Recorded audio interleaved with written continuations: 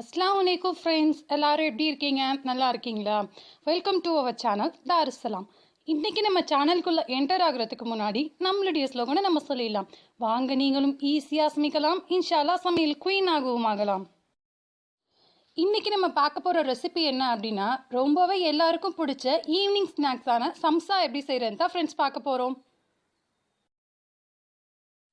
இதை செய்கிறதுக்காக 3 பெரிய உருளைக்கிழங்கு எடுத்து நான் சின்னதாக கட் பண்ணி குக்கரில் போட்டு 2 விசில் வர வரைக்கும் வேக வைக்க போகிறேன்.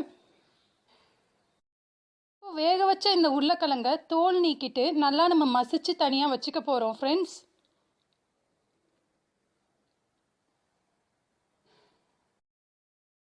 இப்போ இது கூடவே பெரிய பல்லாரி வெங்காயம் 2 நான் அந்த மாதிரி ஸ்லைஸ் பண்ணி வச்சுருக்கேன் ஃப்ரெண்ட்ஸ். இப்போ இது கூடவே மஞ்சள் தூள் 1/2 டேபிள் ஸ்பூன், பொடி பொடியாக நறுக்கிய ஒரு பச்சை மிளகாய், பெருஞ்சீரகத்தூள் 1 டேபிள் ஸ்பூன்,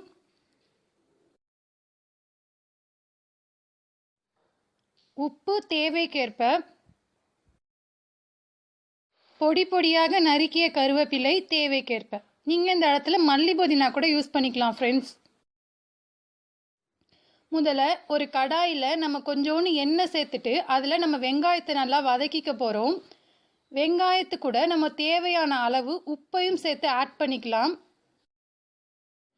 வெங்காயத்து கூட நம்ம உப்பை சேர்த்து போட்டு வதக்கும் போது நம்மளுடைய வெங்காயம் சீக்கிரமாகவே நம்மளுக்கு வதங்கிரும் ஃப்ரெண்ட்ஸ்.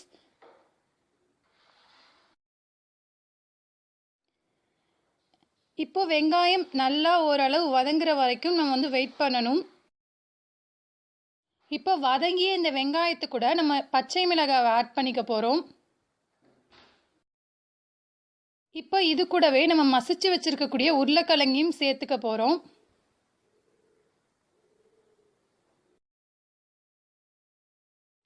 இப்போ இது கூட நம்ம 1/2 டேபிள் ஸ்பூன் மஞ்சள் தூள் ஆட் பண்ணியிருக்கோம். 1 டேபிள் ஸ்பூன் பெருஞ்சீரகத்தூளையும் ஆட் பண்ணியிருக்கோம் ஃப்ரெண்ட்ஸ்.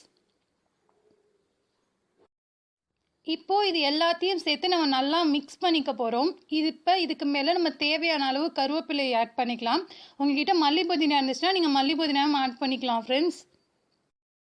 இப்போ நல்லா எல்லாத்தையும் மிக்ஸ் பண்ணிவிட்டு ஒரு 2 நிமிஷம் கழித்து நம்ம இந்த மாதிரி ஒரு பவுலில் இறக்கி வச்சிடறோம். அவ்வளோதான் ஃப்ரெண்ட்ஸ், நம்மளுடைய சம்சாக்குள்ள ஸ்டஃப் நல்லாவே ரெடி ஆயாச்சு. இப்போது நம்மளுக்கு சம்சா செய்கிறதுக்காக நான் 2 பவுல் மைதா மாவு நான் எடுத்திருக்கேன். இப்போ இது கூடவே 2லிருந்து 3 டேபிள் ஸ்பூன் நெய்யை காய்ச்சிருக்கேன்.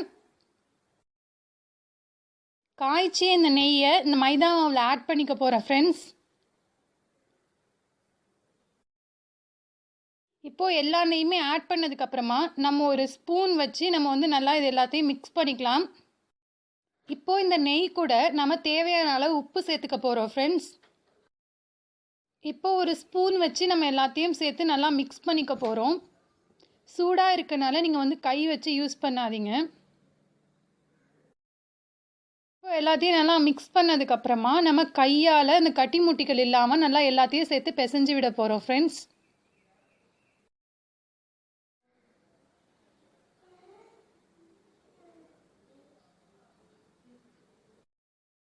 இப்போ தேவையான அளவு தண்ணீர் சேர்த்து நம்ம நல்லா கெட்டியாக பிணைஞ்சிக்க போகிறோம். நம்ம எவ்வளோக்கு எவ்வளோ கெட்டியாக சம்சாவோடைய மாவை பிணையிறோமோ அவ்வளோக்கு அவ்வளோ நம்மளுக்கு எண்ணெய் குடிக்காமல் இருக்கும் ஃப்ரெண்ட்ஸ். இப்போ நம்மளுடைய மாவு நல்லாவே கெட்டியாக நம்ம பிணைஞ்சு வச்சாச்சு. இது ஒரு 10 நிமிஷம் இப்படியே இருக்கட்டும்.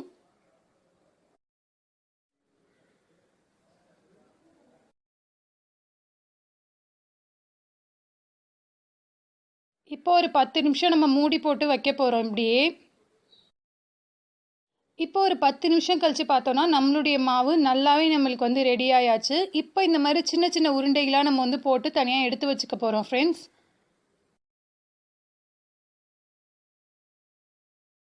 இப்போ அந்த உருண்டைகளை இந்த மாதிரி மாவில் நம்ம அமுக்கி தனியாக வச்சுக்கலாம். இப்போது நம்மளுடைய சம்சாக்குள்ள அந்த மாவை நல்லா நம்ம அந்த உருண்டைகளை தேய்ச்சிக்க போகிறோம். நல்லா தேய்ச்சதுக்கப்புறமா உங்களுக்கு ரவுண்ட் ஷேப்பில் வரணும் அப்படின்னா இந்த மாதிரி ஒரு மூடியை வச்சு நீங்கள் அதை ஷேப் பண்ணிக்கலாம். இப்போது இந்த மாதிரி நம்மளுக்கு ரவுண்ட் ஷேப்பில் நல்லாவே நம்மளுடைய அந்த உருண்டைகள் வந்துருச்சு ஃப்ரெண்ட்ஸ். இப்போ இந்த தேய்ச்சி வச்சுருக்கக்கூடிய மாவில் நம்ம ஏற்கனவே செஞ்சு வச்சுருக்கக்கூடிய அந்த உருளைக்கிழங்கு ஸ்டஃப்ஸ் எல்லாத்தையும் எடுத்து நம்ம இது மேலே வச்சுக்க போகிறோம். இப்போ நம்மளுடைய ஸ்டஃப்பை வச்சதுக்கப்புறமா நம்ம 3 ஆங்கிளுக்கு வர மாதிரி ட்ரையாங்கிள் ஷேப்பில் வச்சு நம்ம மடிச்சுக்க போகிறோம். நம்ம மடிக்கும் போது தண்ணி தொட்டுட்டு மடித்தோம் அப்படின்னா நம்மளுக்கு ரொம்பவே ஈஸியாக இருக்கும் ஃப்ரெண்ட்ஸ். இப்போ நம்மளுடைய சம்சா நம்மளுக்கு பொரிச்சு எடுக்கிறதுக்கு ஃபுல்லாகவே ரெடி ஆயாச்சு. இப்போ ஒரு கடாயில் நம்ம எண்ணெய் சேர்த்துக்க போகிறோம். நம்ம செஞ்சு வச்சுருக்கக்கூடிய அந்த சம்சாவை எடுத்து இதை நல்லா நம்ம பொரிச்சிக்க போகிறோம் ஃப்ரெண்ட்ஸ். இப்போ இது ஒரு சைட் நல்லா நம்மளுக்கு வெந்ததுக்கு அப்புறமா இதை நம்ம திருப்பி போட்டுக்கலாம்.